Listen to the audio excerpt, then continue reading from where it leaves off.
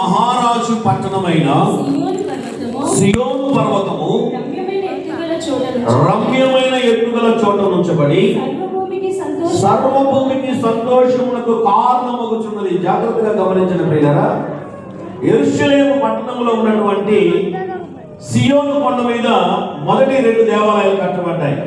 ఇక్కడ ఒక ఆశ్చర్యమైన మాట, ఆ మాట ఏంటంటే నేను చదువుతాను చూడండి.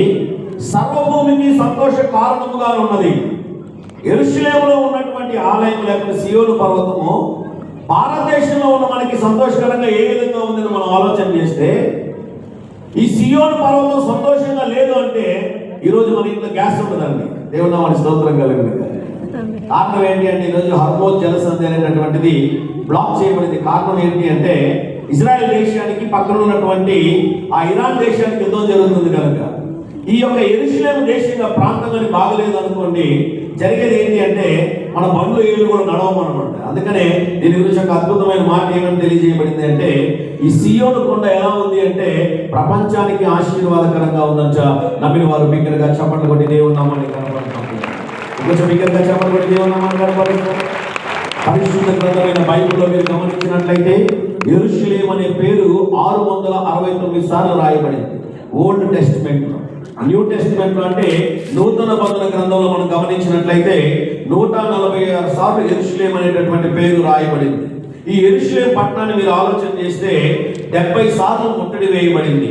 ఈ యెరూషలేము పట్టణము 56 సార్లు చేతులు మారినటువంటి సందర్భం. అంటే అక్కడ ఉన్నటువంటి ప్రాంతంలో రాజులు దీన్ని పరిపాలన చేసినట్లుగా మనం చూస్తున్నాం. దాదాపుగా మీరు గమనించినట్లయితే 17 సార్లు పార్షియల్ వీధి కాల్చివేయబడింది. 13 సార్లు చాలా భయంకరంగా ఈ ప్రాంతం అంతా కూడా తగలబడిపోయినట్లుగా చరిత్రలో మనం చూస్తున్నాం. 2 సార్లు ఈ యెరూషలేము పట్టణం జరిగిన కారణం ఏంటి అంటే పట్టణం మొత్తం కూడా సర్వనాశనం చేయబడింది. ప్రియులారా, యెరూషలేము పట్టణాన్ని గురించి మీరు ఆలోచన చేస్తే ఈ పట్టణము క్రైస్తవులకి కావాలి, ఈ పట్టణము ముస్లిం బ్రదర్లకు కావాలి, ఈ పట్టణము అరబ్బులకు కావాలి, ఈ పట్టణము యూదులకు కావాలి. ప్రపంచంలో సున్నితమైనటువంటి ప్రదేశం ఏదైనా ఉంది అంటే ఈ యెరూషలేము ప్రాంతం ఒకటే. ప్రియులారా, యెరూషలేములో మనం ఇక్కడ ఉన్నటువంటి రాయిని తీసి పక్కన పెట్టామంటే 3వ ప్రపంచ యుద్ధం వచ్చేస్తుంది. రీసెంట్ గా మీరు గమనించినట్లయితే ఇరాన్ దేశం నుంచి చాలా మిసైల్స్ ఆ ఇజ్రాయెల్ దేశం మీద వేశారనమాట.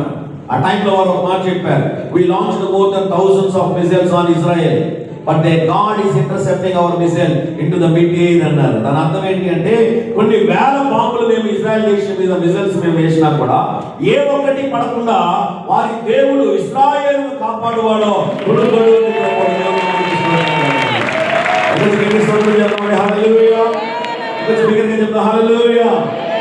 గమనించండి. వాక్యంలో ఒక అద్భుతమైన మాట ఉంటుంది.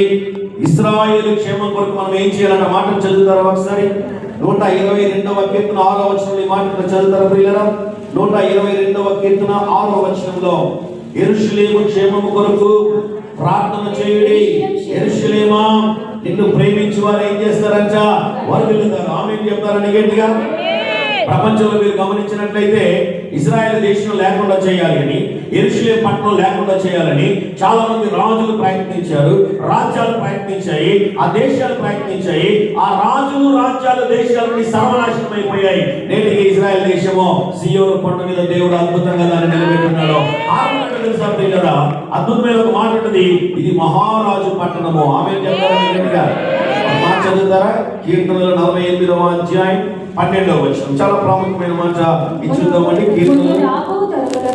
ముందు రాబో తరములకు దాని వివరము మీరు చెప్పునట్లు సియోను చుట్టూ తిరుగుచు దాని చుట్టూ సంచరించండి. నన్ను చూడడానికి ప్రయత్నం చేయండి.